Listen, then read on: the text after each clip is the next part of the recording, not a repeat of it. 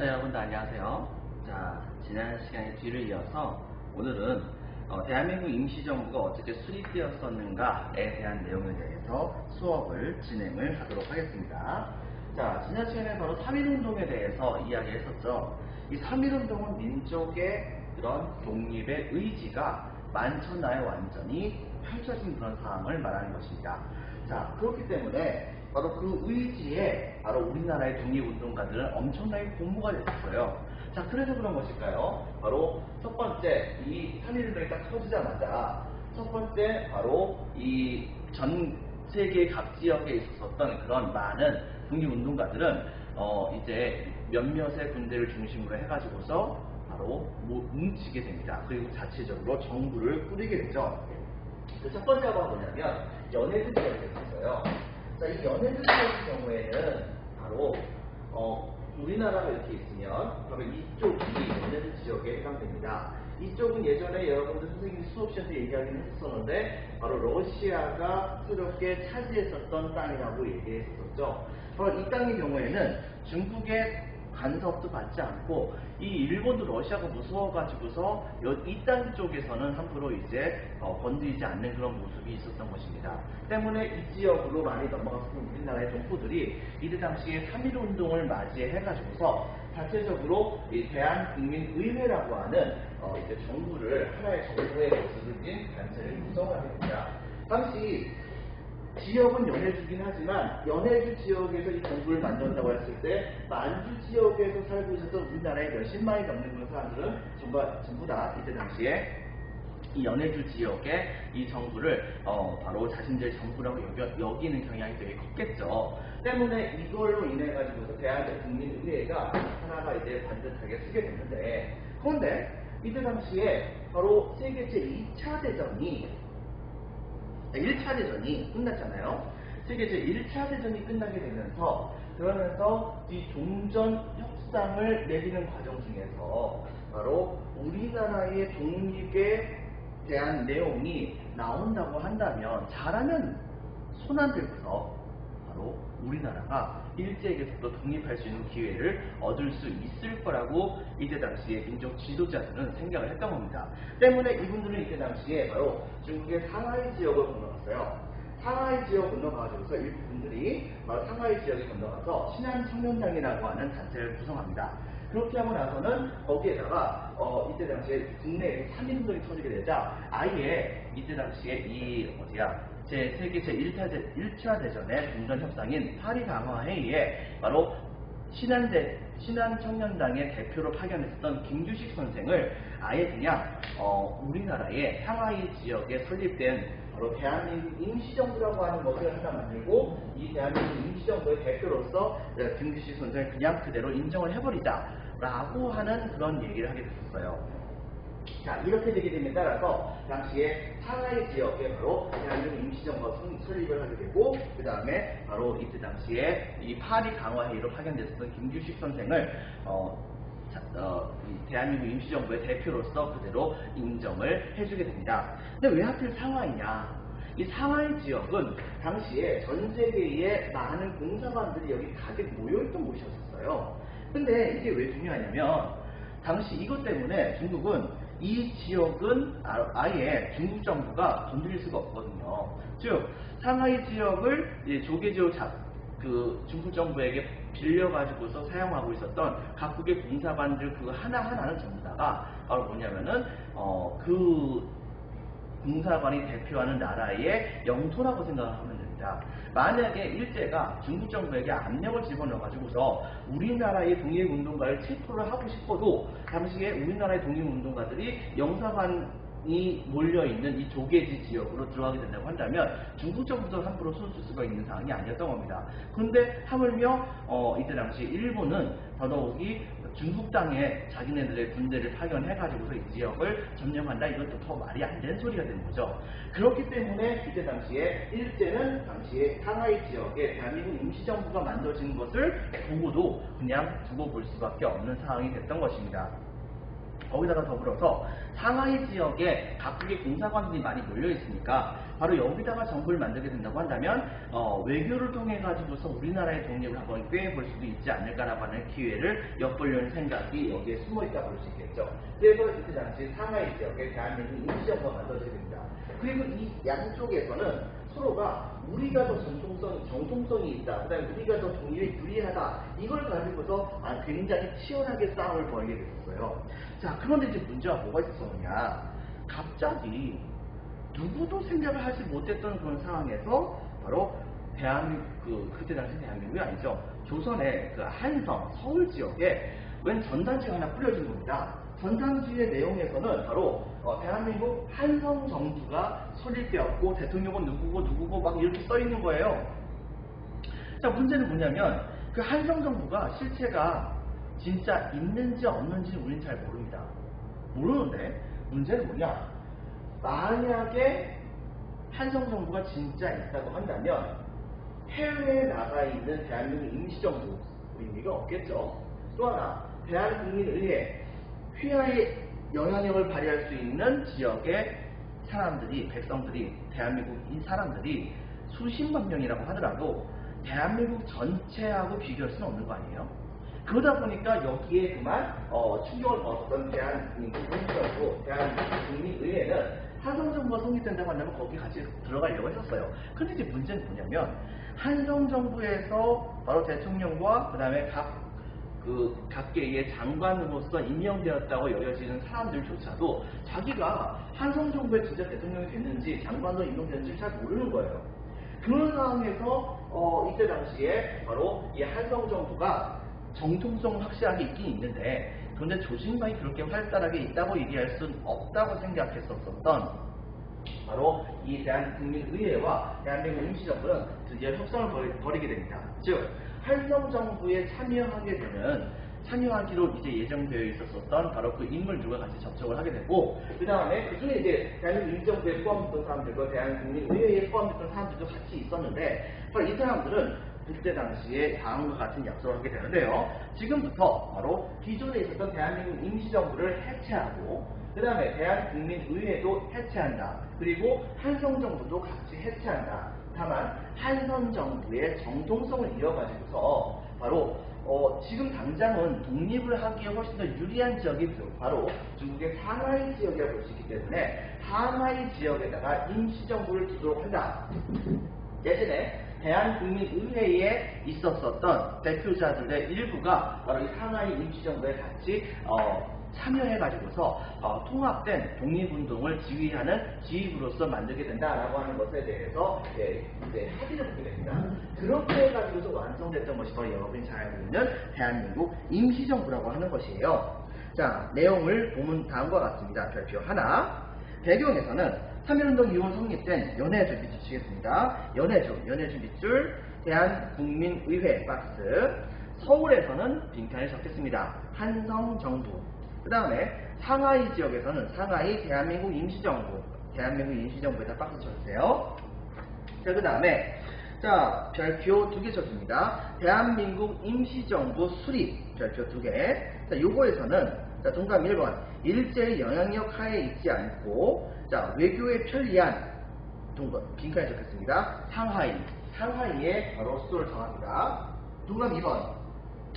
근데 이제 어쨌든 간에 만들어졌던 이 정부는 처음 여러 가지 주장을 했던 그런 사람들이 많았었어요. 옛날에 이씨 왕조의 왕손을 바로 다시 세워가지고서 조선을 계승하는 또 다른 나라를 만들자 뭐 이렇게 주장하는 사람들도 있었던 반면 뭔 소리냐, 이제 이 나라가 지금 완전히 변했는데 바로 세상이 민주주의를 중요시하므로 민주주의 공화국을 만들자라고 주장하는 사람도 있었고, 일부의 경우에는 이 러시아라고 하는 지역이 어떤 게 벌어지냐면 내부에서 혁명이 일어납니다. 혁명이 일어나가지고서 러시아 제정이 망했어요. 망하고 대신에 우리가 알고 있는 레닌의 소련이라고 하는 나라가 등장하게 된 거예요.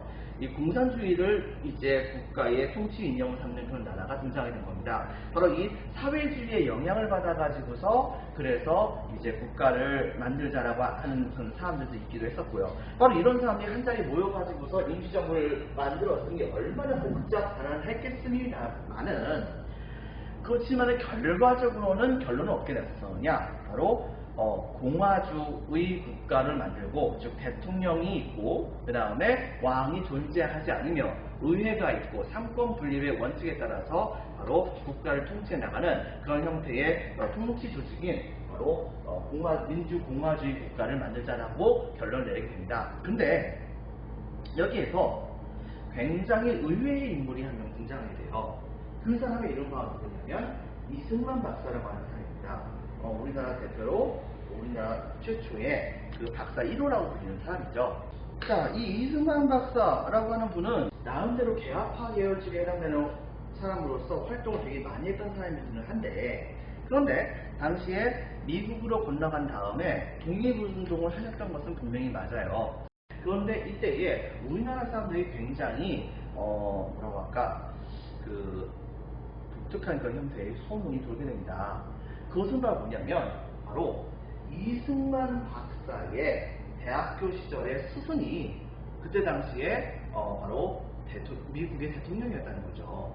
근데 미국이 바로 세계 제1차 대전을 바로 끝냈었던 나라가 바로 이 미국이라는 나라이기 때문에, 그렇기 때문에 이승만 박사가 자신의 스승이었었던 윌슨 대통령에게 얘기를 해가지고서 우리나라의 독립 문제를 파리 강화회의에 상정시키는 것이 가능한 것이 아니겠는가라고 하는 얘기가 있었던 거예요. 그러다 보니까 우리나라 입장에서는 바로 이 미국에게 일단은 잘 보여가지고서 독립을 하기 위해서는 박사 이승만을 바로 대통령으로 만드는 것이 우리나라 독립에 훨씬 더 유리하겠다라고 하는 그런 생각을 하게 됐던 것입니다. 그래가지고서 이승만 박사가 당시에 대한민국 임시정부의 대통령으로서 임명이 됩니다.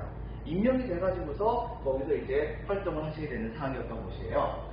자, 이렇게 해가지고서 대통령을 이승만 선생으로 하고 당시에 대한민국 의회를 이끌고 있었던 바로 이동희 선생을 당시에 이제 대한민국 임시정부에 참여시켜가지고서 그래서 국무총리로 삼습니다. 그렇게 한 다음에 이동희 선생을 그렇게 한 다음에 삼권 분립의 원칙, 입법부, 사법부, 행정부에 따른 삼권 분립의 원칙에 따라서 바로 임시의정원, 법원, 국무원 이렇게 이제 그것으로 권력기관이 나눠지는 그런 형태의 헌법을 제정을 하게 됩니다. 자, 먼저 보겠습니다.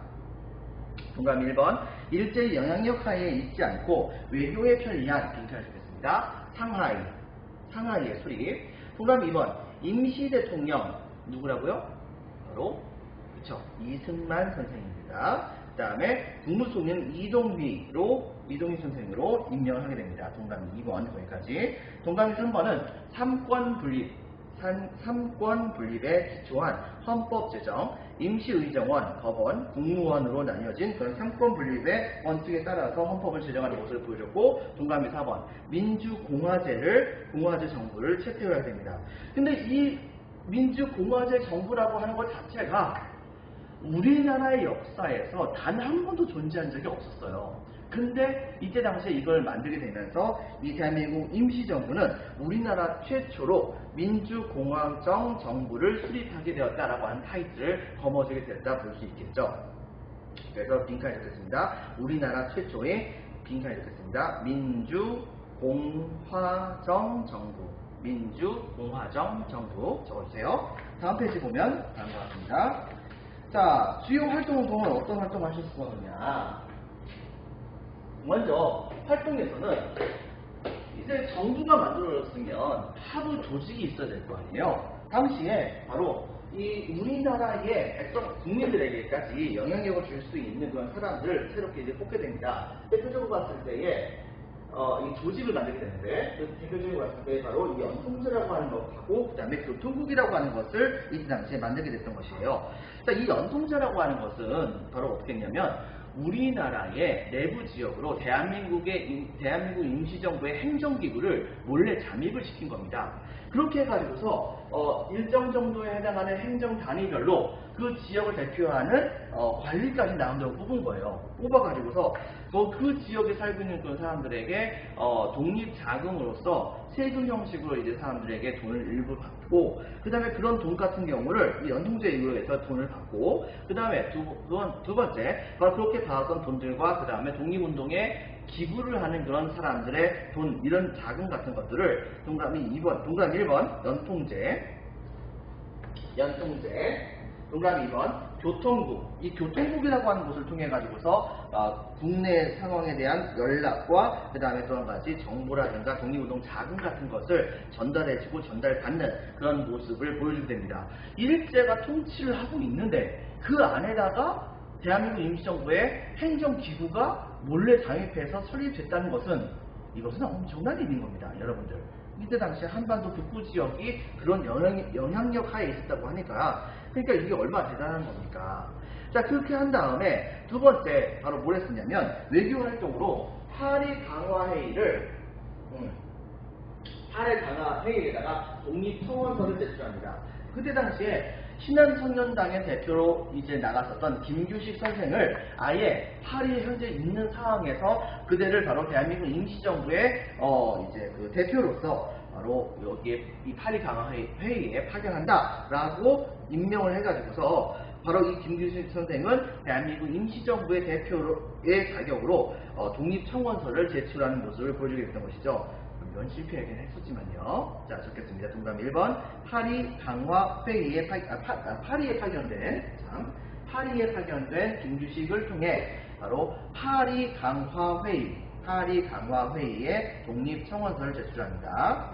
자, 동그라미 2번. 그리고 나중에 가서도 계속해서 이 파리 지역을 중심으로 해가지고서 외교 활동 같은 것을 많이 벌일 수가 있었기 때문에 바로 이 김규식 선생은 아예 파리 지역에다가 대한민국 임시정부의 뭐 일종의 그 뭐라고 할까 외교관으로서 아예 거기에 이제 머무르면서 외교 활동을 열심히 벌이는 모습을 보여주게 됩니다. 동그라미 2번 파리 위원부 바로 김규식 중심 뒷줄. 근데 문제가 있어요. 대한민국 임시정부의 대통령은 누굽니까? 초대 대통령은 바로 이승만 박사죠. 근데 이 이승만 박사가 대한민국 임시정부의 대통령이 되어달라라고 요청했을 때 이승만 박사는 이때 당시 오케이라고 합니다. 그래서 이제부터 이제 이승만 대통령이 되겠죠. 근데 문제는 뭐냐면 대한민국 임시정부의 대통령이 된 다음에 정부를 이끌려고 한다면 이 이승만 박사는 바로 대한민국 임시정부가 현재 설립되어 있는 상하이로 건너와야 될 거 아닙니까? 근데 오질 않는 거예요. 그러면서 거기에 가는 것보다는 미국 안에서 외교 활동을 벌이는 것이 훨씬 더 낫다라고 하는 것을 주장을 하게 된 겁니다. 자, 이렇게 돼가지고서 당시에 어떻게 됐었느냐? 바로 한동안 대한민국 임시정부는 대통령이 임명은 됐는데 정작 임시정부 안으로는 부임을 하지 않는 사태가 계속해서 벌어지게 됩니다. 그렇게 돼가지고서 어쩔 수 없이 대한민국 임시정부는 어쨌든 이 이승만 대통령에게 기대가지고서 이 독립을 한번 추구를 해보려고 생각했던 것이기 때문에 이승만 대통령을 무시를 할 수는 없잖아요. 대통령인데 그래도. 그러다 보니까 어떻게 했냐면 대통령이 현재 머물고 있는 그 지역에다가 바로 임시정부의 외교부를 나름대로 그 외교부가 아니고 임시정부에 바로 이제 외교관들을 설치하게 됩니다. 그렇게 해서 만든 것이 바로 구미위원부라고 하는 것이에요. 자, 그래가지고서 바로 동담이 이번에 구미위원부를 이제 당시에 설치하고 거기에서 이승만 선생이 중심이 돼가지고서 활약을 하는 모습을 보여주게 됐던 것입니다. 자, 그 다음에 이제 세 번째는 독립운동 자금이에요. 풀 때는 이제 두 번째로 나오기는 하는데 독립운동 자금에서는 이제 뭐라고 할까 돈이 좀 부족할 때가 많이 있을 거 아니에요. 그러다 외교활동 같은 경우에도 이제 돈이 많이 부족하기도 하고 나름대로 이제 많이 활약을 했던 것은 아니지만은 군대 활동 같은 것을 활약을 벌여가지고서 그래가지고서 일제에게 독립운동 같은 것을 하려고 한다면 이제 자금이 항상 필요하기 때문에 국민들에게 그때 당시에 바로 이제 기부금이라든가 이런 걸 받고 세금을 받는 것도 있겠지만 그거 가지고 모자라니까 어떻게 했었냐면 이른바 독립공채라고 하는 것, 다른 말로 이제 애국공채라고도 얘기를 하는데요. 이 독립공채라고 하는 것을 발행을 합니다. 이것이 어떻게 생겼냐면 여러분들 프린트 8페이지에 나와 있는 것처럼 생겼습니다. 이것을 칼라로 보고 싶으면 교과서 54페이지에 보면 그것을 볼 수가 있어요. 바로 이 독립공채라고 하는 걸 통해 가지고서 이것을 뭐냐면 대한민국 임시정부가 당신에게 얼마 정도에 해당하는 돈을 빚을 졌다. 이것은 바로 우리나라가 독립을 한다고 한다면 여기에 이자를 몇 퍼센트 쳐줘가지고서 당신에게 갚도록 하겠다라고 하는 그런 내용의 공채를 말하는 것입니다. 즉 공채라고 하는 것은 일종의 국채라고 생각하면 되는 것이고 이것은 바로 이 뭐라고 할까 국가의 채무라고 생각하면 되는 것이죠. 그래서 이 독립공채를 예를 들면 100만원어치 샀다라고 한다면 그 사람은 바로 이 대한민국 임시정부에 이제 그 100만원에 해당되는 돈을 공채라고 하는 것을 받고서 이제 준 겁니다. 빌려준 겁니다. 그리고 대한민국이 독립을 하게 된다고 한다면 독립했을 때 그 이자율의 몇 퍼센트 정도, 이자율을 몇 퍼센트 쳐가지고서 바로 이 독립공채를 산 사람에게 돈을 준다라고 하는 것을 보장했었던 그 문서가 바로 이 독립공채라고 보면 되겠죠. 그리고 그래서 동그라미 1번 적어주겠습니다. 독립공채. 그 다음에 두 번째가 뭐가 있었냐면은 바로 의원금을 모집하게 됩니다. 즉 의원금, 즉 한마디로 기부금입니다. 우리나라의 독립을 위해서 돈을 갖다 기부할 사람들에게 돈을 모금했었던 것이라고 볼 수 있겠죠. 자, 이런 모습을 보였다는 것을 여러분 같이 기억을 해주기 바라고요. 그 다음에 이번에는 무장활동도 나름대로 활발하게 활약을 하게 됩니다. 나중에 이제 설명을 하겠지만은 우리나라 사람은 그때 당시에 바로 만주 지역을 중심으로 해가지고서 일본군과 실제로 전투를 벌였고 이 전투에서 여러 번에 걸쳐가지고서 실제로 승리를 하는 경우가 진짜 많이 있었습니다. 대표적인 경우 중에 하나가 청산리 대첩이라든가 그 다음에 봉오동 전투라든가 이런 것이 여기에 포함이 되는데 이 봉오동 전투는 얼마 전에 영화로도 한번 나온 적이 있었죠. 자, 어쨌든 간에 이때 당시에 이 바로 무장활동에서는 아예 만주 지역에 산발적으로 등장했던 그런 군사단체들에게 그대들 그렇게 단독적으로 일제에게 저항하는 활동을 하지 말고 대한민국 우리 민족의 저항 정신을 대표하는 대한민국 임시정부에 바로 소속이 돼서 대한민국 임시정부의 이름으로 실제적으로 일본군과 서로 교전을 합시다라고 한 얘기를 하게 돼요. 그렇게 해가지고서 이때 당시에 임시정부는 바로 만주 지역에다가 광복군 사령부, 그 다음에 광복군 총령이라고 하는 기구를 만듭니다. 그리고 그 시대 때에 바로 그 지역에서 가장 큰 독립운동 무장단체 중에 하나였었던 바로 김전신 장군의 북로군정서라든가 그 다음에 그 외에도 소로군정서와 같은 이 독립운동군 단체를 아예 대한민국 임시정부 안으로 소속을 시켜요. 소속을 시켜가지고서 이제 활약을 벌이게 만들었다 보면 되겠죠. 그렇다고 해서 근데 소속을 시켰다고는 그렇지만은 이들이 소속을 해준 거지. 대한민국 임시정부에 소속을 해준 거지. 대한민국 임시정부의 그 명령을 100% 다 받아가지고서 수행했었던 거라든가 이런 것은 또 아닙니다. 어쨌든 간에 이들은 이 당시에 북로군정서와 서로군정서와 같은 그런 단체들의 경우에는 대한민국 임시정부의 명령을 듣는다라고 하는 것을 명분으로 세워가지고서 점차 힘을 더 많이 키워가지고 일제와 싸우는 모습을 보여주려고 노력을 했었다라고 하는 것을 여러분들이 같이 기억을 해주기 바랍니다. 이렇게 해서 활약을 했었던 것이 바로 이 이제 무장활동으로서 임시정부가 보여줬던 모습이라고 볼 수 있겠어요. 자, 근데 이제 문제는 뭐가 있었냐면, 문제는 참 아니죠. 참, 그 다음에, 먼저 보겠습니다. 이렇게 조금 헤매는지 모르겠지만. 자, 무장활동에서는 동그라미 1번. 만주에 직할군단을 설립합니다. 광복군 사령부와 광복군 총령이라고 하는 걸 설립하고요. 그 다음에 동그라미 2번. 군무부를 설치하여 하나의 기존 독립군들을 편제시킵니다. 대표적으로 북로군전서와 서로군전서들을 군무부라고 하는 것을 부서를 아예 만들어서 지금까지는 국방부라고 생각하면 되겠죠. 군무부를 만들어 만들어가지고서 이들의 활동을 나름대로 통제하면서 활약을 열심히 효율적으로 벌이게 하기 위해서 노력을 했다 볼 수 있겠습니다. 그 다음에 또 한 가지 문화활동에서는 바로 여러분들 알고 있는 독립협회의 독립신문을 생각하면 안 됩니다. 또 다른 이름으로 대한민국 임시정부의 바로 독립신문이라고 하는 그런 신문사가 하나가 발행이 되게 돼요. 독립신문 적어주세요. 독립신문. 문화활동은 독립신문 같은 것을 만들어가지고서 당시에 가능한 한 바로 우리나라의 독립신문의 내용들을 열심히 전파하려고 노력을 했습니다. 그리고 처음에 이 독립신문에 이제 그 신문을 쓰는 사람은 우리나라의 대표적인 명필가, 글을 잘 쓰는 사람으로서, 글씨를 잘 쓰는 게 아니고 글을 잘 쓰는 사람으로서 우리나라 3대 천재 중에 한 명에 불렸던 사람이죠. 바로 춘원 이광수와 같은 사람이 여기에서 활약을 합니다. 활약을 해가지고서 현재 봉오동 전투라든가 청산리 대책과 같은 곳에서 대한민국 임시정부의 군대가 얼마나 잘 활약을 하고 있는지 이런 것에 대해서 열심히 설명하는 모습을 보여주기도 했었습니다. 자, 근데 이제 문제가 뭐가 있었냐면 이렇게 그래서 참 그거 얘기하기 전에 문화활동에서는 그래서 적겠습니다. 독립신문 발행을 통해 국내외 동포의 독립운동 소식을 전달합니다. 하지만 대한민국 임시정부 처음에 이렇게 많은 국민들의 영혼을 모아가지고서 엄청나게 잘 된 모습을 보여줬어요.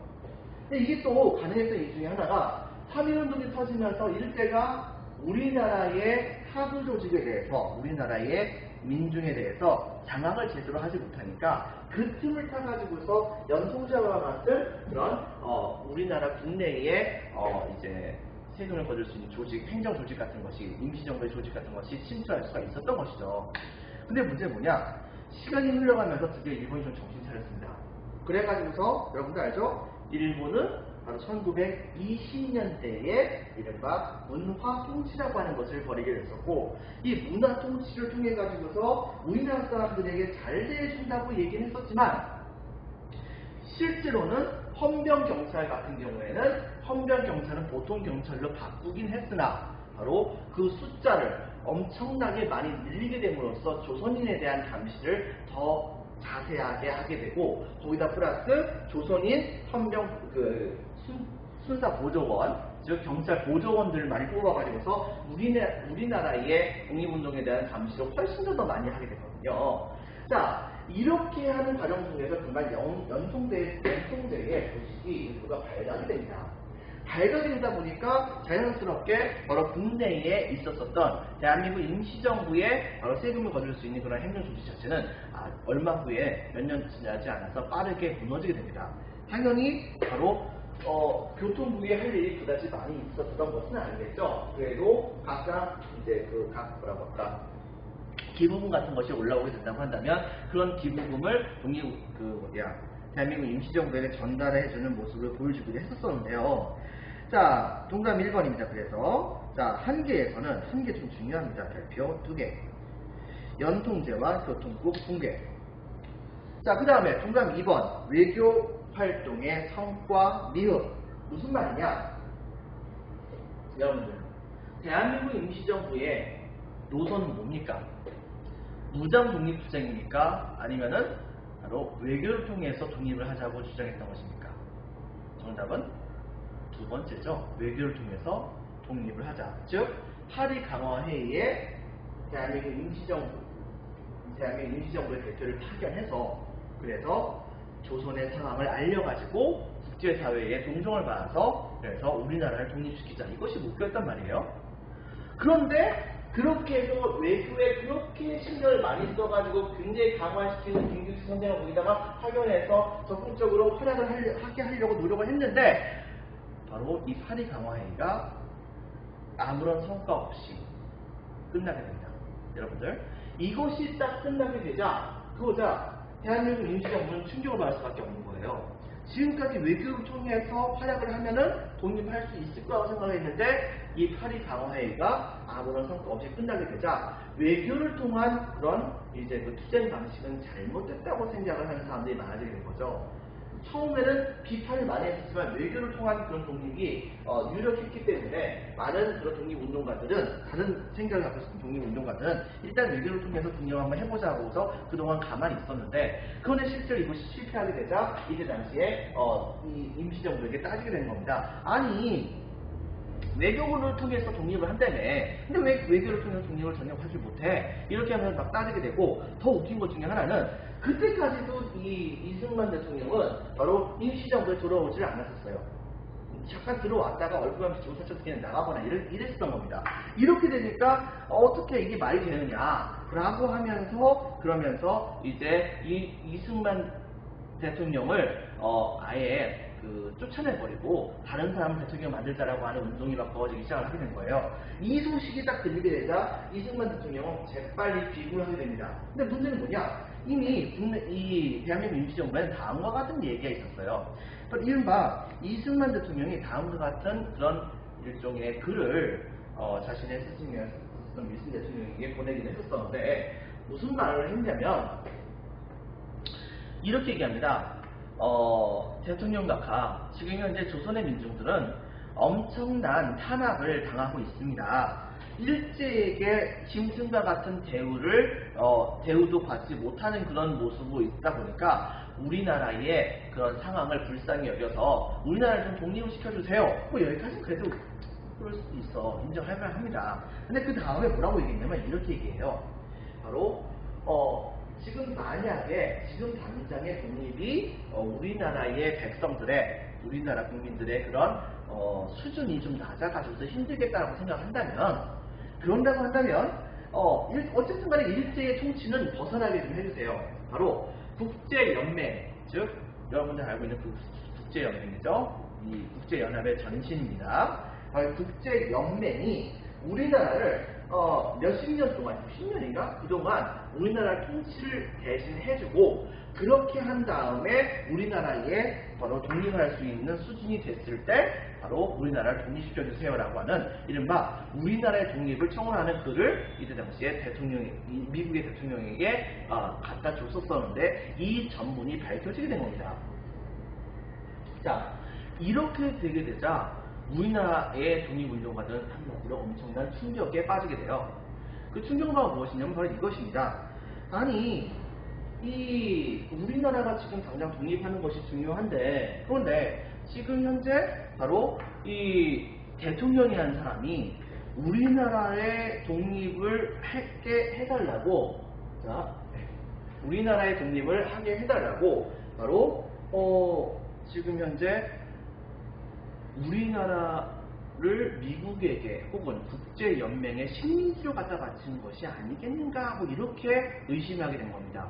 근데 이승만 대통령의 입장에서는 그것은 아니라고 생각을 했었지만, 문제는 뭐냐? 바로 이때 당시에 우리나라의 독립운동가들의 입장에서는 전혀 이것은 말이 안 된다고 생각했었어요. 대표적인 사람 단재 신초 같은 경우에는 이완용은 나라 팔아먹은 놈인데, 이승만이라는 사람은 바로 없는 나라를 바로 다른 나라에게 팔아먹은 놈이다 라고 얘기하면서, 그러면서 엄청나게 비판을 많이 하게 됩니다.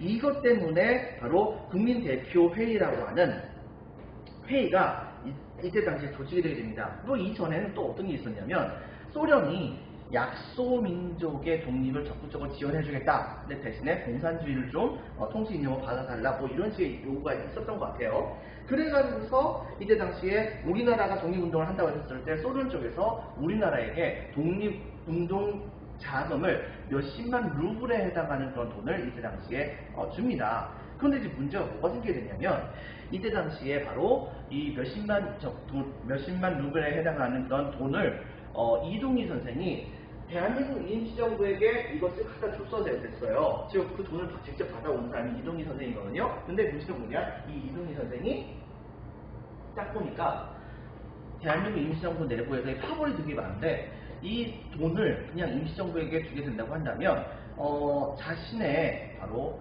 이제 세력을 키우는 것이 좀 어렵지 않을까 하고 생각했던 거예요. 그래가지고서 이 돈의 일부만 갖다 주고 나머지 돈들의 경우에는 사실상 이동희 선생이 바로 자신이 가진 건 아니고 정확히 얘기한다면 자신이 키우고 있는 바로 독립운동 세력을 점차 키우는데 이 돈을 다 써버리게 되는 사태가 벌어지게 된 겁니다. 이러다 보니까는 이 임시정부 내부 안에서 이제 서로가 서로를 믿지 못하는 상황이 벌어지게 된 거예요. 그래가지고 막 이제 싸움이 벌어지다가 그러다가 나중에 우리 이렇게 하면 안 되다. 다시 임시정부가 나아갈 길을 한번 이제 따져보자라고 해가지고서 이른바 동그라미 4번에 들어갈 만한 바로 이것입니다. 국민대표회의. 이 국민대표회의라고 하는 것을 이때 당시에 개최를 하게 됩니다. 자, 이것을 계속해서 좀 적어서 좀 얘기를 해줄게요. 적겠습니다. 동그라미 1번 연통제와 교통국 붕괴. 동그라미 2번 외교활동의 성과 미흡. 동그라미 3번 독립운동의 방법을 둘러싼 갈등. 자, 이렇게 된 상황에서 동그라미 4번 국민대표회의 개최로 합의 시도가 실패하게 됩니다. 이들이 실패하게 되면서 그러면서 사실상 이때 당시에 이 논의했었던 분들의 상당수는 임시정부를 유지하자라고 했었던 분들은 거의 되게 극소수였어요. 그리고 그 다음에 임시정부를 개조하자, 그 다음에 임시정부를 새롭게 아예 처음부터 다시 만들어서 창조하자라고 얘기를 하셨던 분들이 있었습니다. 자, 그런데 이때 당시에 창조파에 해당하셨던 분들의 경우에는 바로 어떻게 했었냐면 바로 열심히 논의를 하다가 결과적으로는 결론이 나지 않게 되자 이렇게 할 바에는 차라리 우리들만의 독립운동 단체를 새롭게 만들겠다라고 하면서 자체적인 그런 이때 당시에 그 임시정부를 구성해가지고서 이른바 소수민족의 독립운동을 적극적으로 지원해준다고 하는 소련 쪽으로 건너가야 됩니다. 근데 문제는 소련 쪽이 그때 당시에 이쪽으로 건너갔던 사람들을 좀 배신해요. 그래가지고서 그쪽으로 건너가셨던 분들 상당수가 이때 당시에 탄압을 받아가지고서 이 창조파에 해당하셨던 분들 전부 다가 해체가 되게 됩니다.